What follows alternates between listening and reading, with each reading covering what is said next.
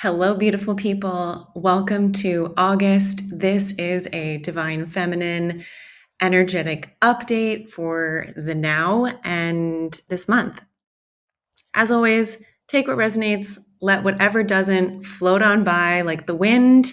This is just going to be intuitive insight and perspective for you to come into your own awareness, knowing of really what feels true for you. So, we have 5 themes that I'm going to go through today. And then I'm going to have 3 invitations at the end for you to take and decide if you want to implement or explore in any sort of way. To preface, I'm sure those of you tuning in already know this, but just to reiterate, the divine feminine energy is within every single being on this planet. The divine feminine energy is our sensing, our attuning, our feeling. This is what I'm going to be discussing specifically today.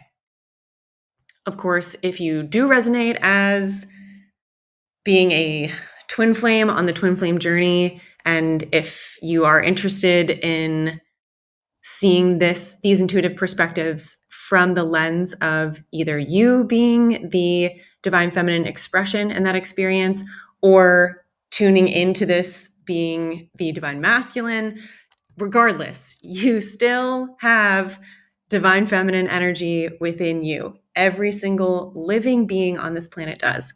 And this is what this is going to be talking about. I literally just looked up at the timestamp and it was 1 minute and 44 seconds as soon as I wrapped that up. Okay. So the first theme for the now and for the month of August is the divine feminine energy really tapping into spiritual leadership in a whole new way, octave, etc.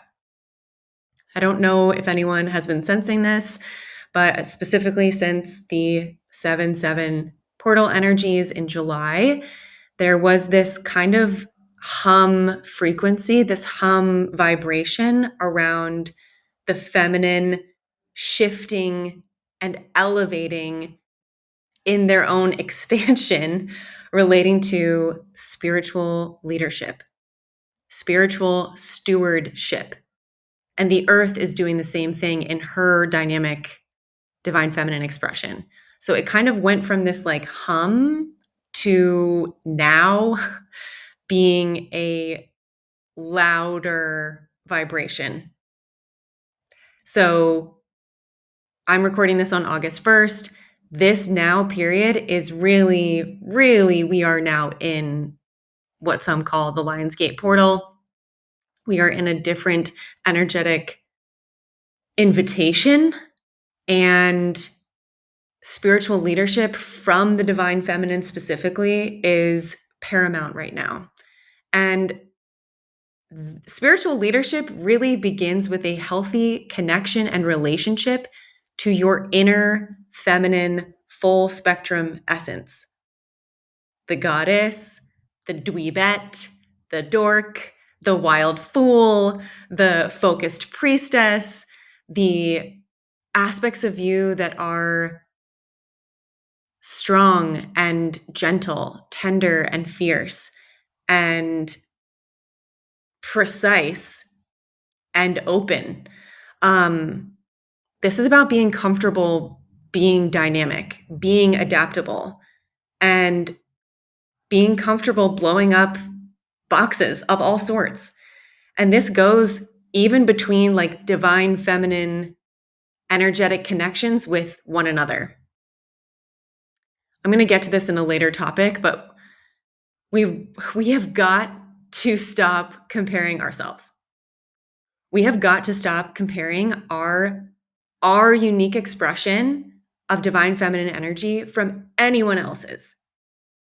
It really makes my heart break the more that I see other people using their divine feminine expression to judge, project a perceived box or lane of what divine feminine energy is. It's absolutely ridiculous. And I'm going to kind of leave it at that. So the more that we can blow up boxes within ourselves, how we view the divine feminine, and also how we view the divine feminine in another, the more free our world will truly be.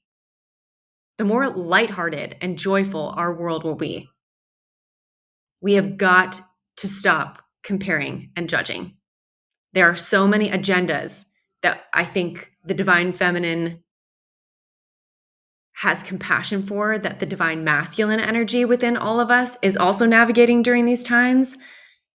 And I think we feel for the divine masculine energy within all of us, because that energy has a lot of agendas and whatnot, kind of, let's just say, whatever, attempting to derail that masculine energy.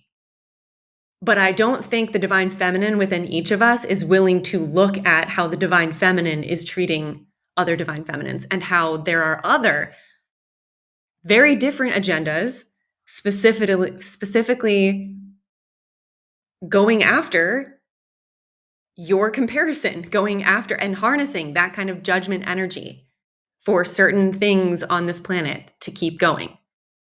And we have to be courageous enough. We have to be walking a path of learning to love ourselves so that we can learn to love whatever divine feminine expression comes and emanates from another that is rooted in love. So, coming back to a wild relationship with the unknown, this is part of the spiritual leadership that the divine feminine specifically is leading with. And it's important to note here that the divine feminine, in my opinion, is the embodiment of limitless possibilities on this planet.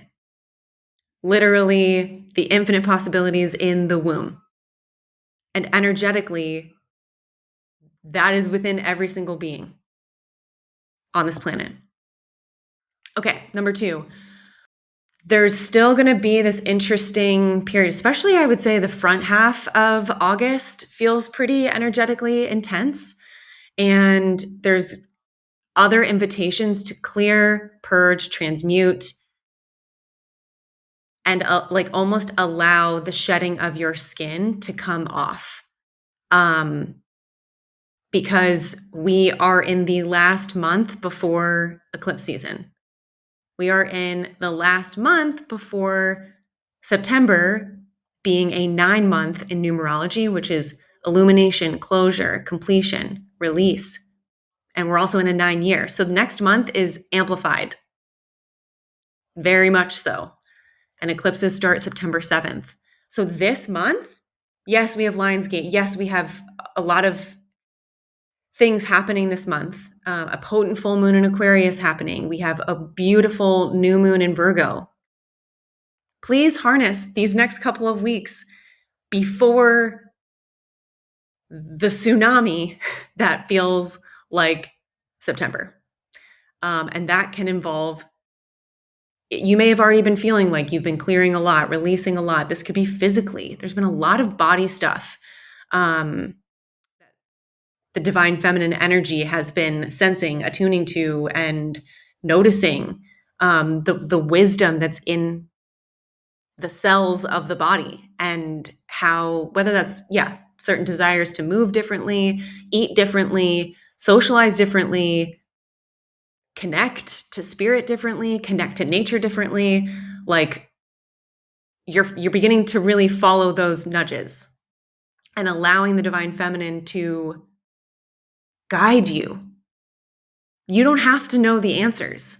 You have to be willing to be guided, to be led through your own intuitive knowing, through your own wisdom, through your own availability to allow life's intelligence to move through you and move you.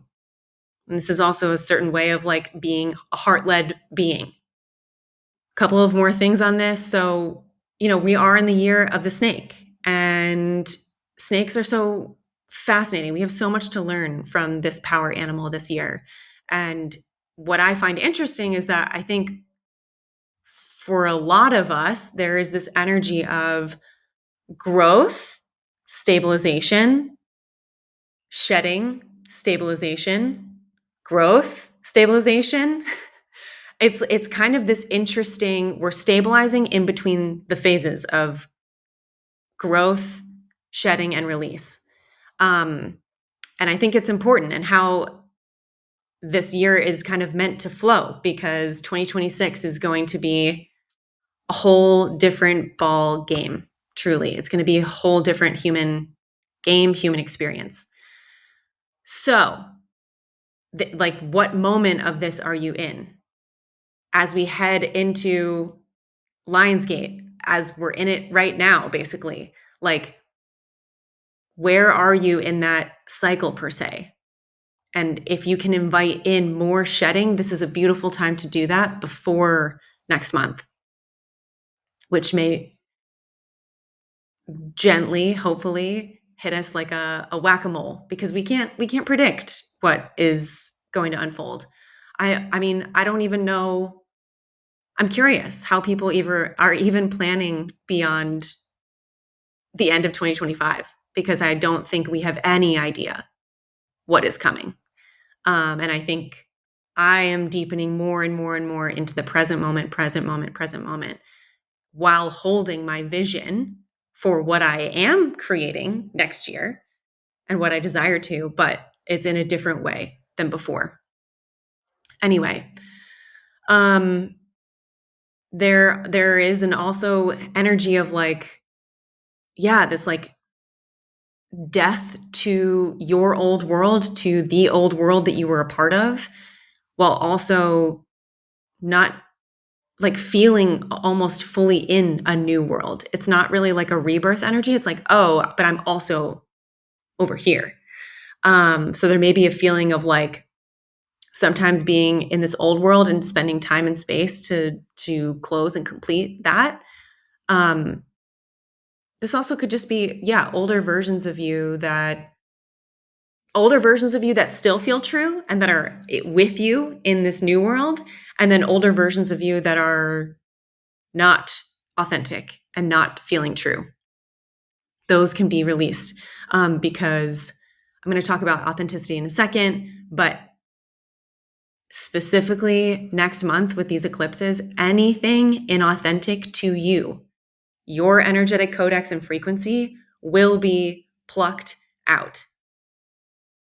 And so if you want to spend some time and space weeding your own garden these couple of weeks, might be really, really beautiful for you to do that. And one thing I find interesting with this, again, this clearing, purging, transmuting, shedding of old skin theme is like snakes go into a private, warm environment with water nearby before they shed their skin. They are highly attuned to their environment, and they make sure that they curate the optimal conditions for them to fully shed and release their skin. So they are sensing, where is the water? I'm going to go by there. I'm going to make sure I feel warm. I'm going to appropriate the conditions in my environment for me to release and breathe in nourishment during that.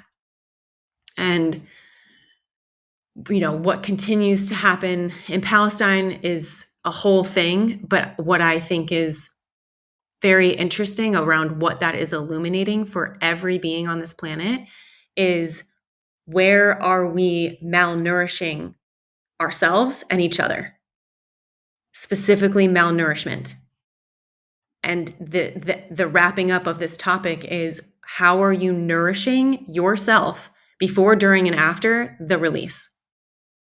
And where are you just not feeling nourished?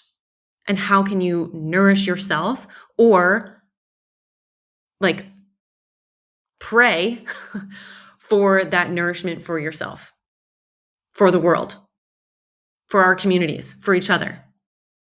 Okay, number 3, this is about embodying greater capacity. It's about expanding your capacity, but not holding things in it.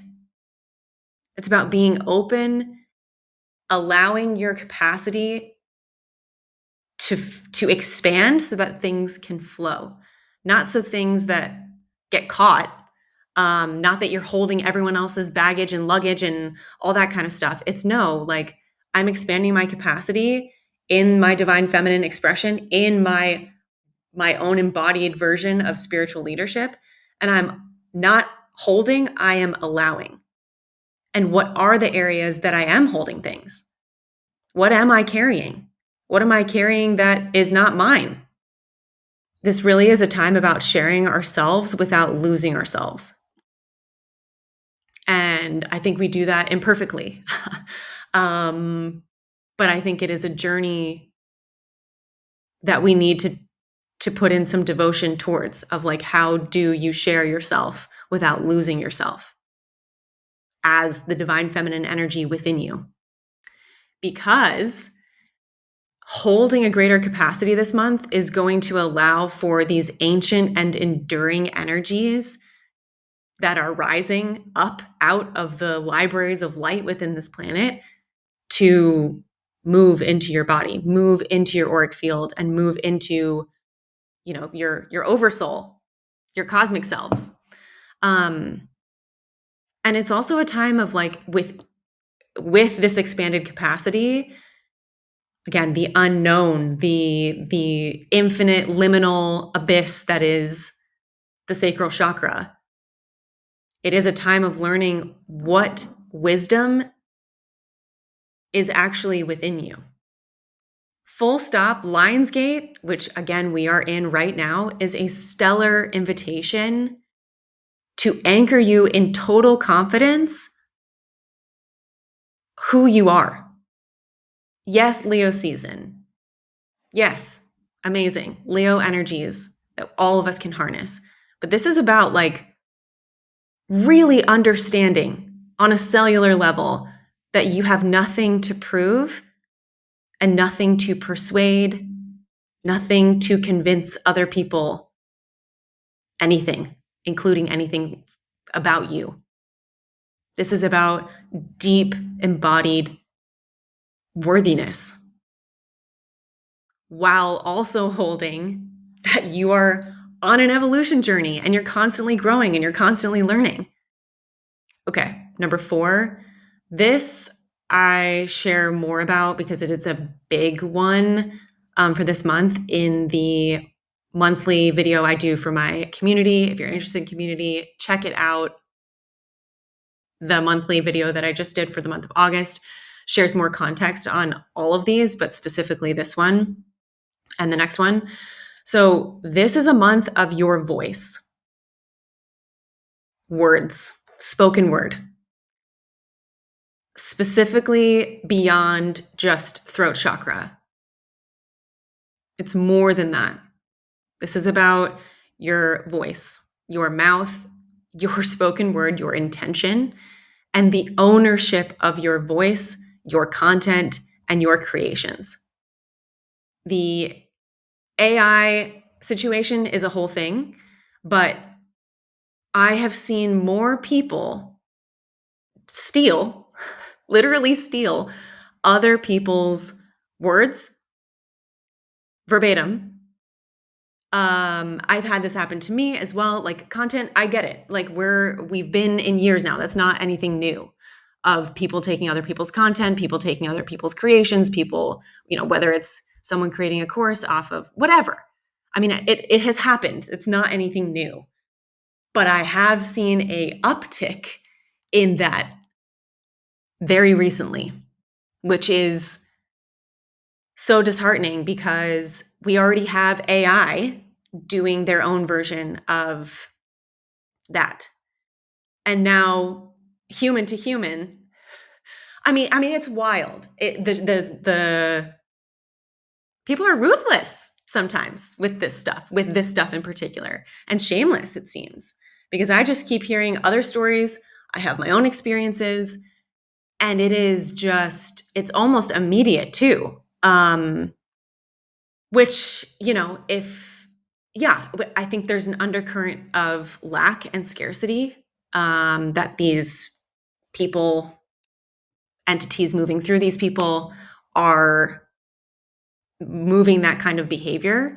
But if we can't even honor the creations of each other on a human to human level, that is a concern. That is a concern. So again, coming back to your voice, your words, and the power of another's spoken word and voice. We need to come back to revering that. Okay. So authenticity is the last big one to talk about. So this is like the headline for August 2025, authenticity. New Earth, I believe, is rooted in authenticity. This is something I've been talking about for some time. And you are only able to change this planet when you are authentically you. You cannot change this planet, make the impact that you are here to make, have the legacy that you are here to have, if you are not fully yourself and on the path of discovery to figure out and deepen your authentic expression as you grow and evolve, as you shift. Mary Davis has a quote, and it's, "You are playing a sacred role that was created just for you." If you are not honoring that role, and if you're not sure what that role is, that's okay. Spend time connecting with nature. She will show you. Spend time just podcasts off, music off, phone away, and just be with yourself. It's about like really cultivating presence. And yeah, it may be some like a culmination of some of these themes of like, okay, like this no longer feels like the authentic aspects of me. So, okay, I'm going to let that in my old world expression, let that close. And I'm going to devote some presence to figuring out and sensing and attuning to what my inner divine feminine feels and senses as authentically me now. And really allowing like, only you know if you are living an authentically led life. I mean, because we are changing so rapidly, individually and collectively. I think we also have a lot of projections at people for, oh my gosh, she's changed. Oh my gosh, they've changed. Do you really know if they've changed? And what if the aspects that you love most in them are still there, but you either are refusing to see it or it's just expressing itself a different way? We are so quick to judge. It blows my mind. If we can even just have an ounce of grace and curiosity to be like, oh, wow, like I am curious if I see that side of them again at some point. I am curious if I see that side of myself again. Whatever that is. But I just think, yeah, we are changing so much. And even in the change, it doesn't mean that, you know, the dweeb side of one person or the like silly goofball of one person, it's likely still there, but expressing itself differently and to probably different people. If you are not available to see them in how that expression of goofiness or dweebiness has evolved, like that person's probably not showing you that expression because it probably doesn't feel safe because they're feeling the projection. I hope this makes sense. But I think, yeah, I'll leave it at that. Okay, so 3 invitations for you this month to ground all of this in. 1, cultivating time and space to authentically honor your natural needs for expression and flow. It's about summoning your wisdom and creativity to find a way. Number 2, harnessing the visionary within. I'm certainly going to try this. Like, write a letter to your vision this month. Write a letter. See what comes out.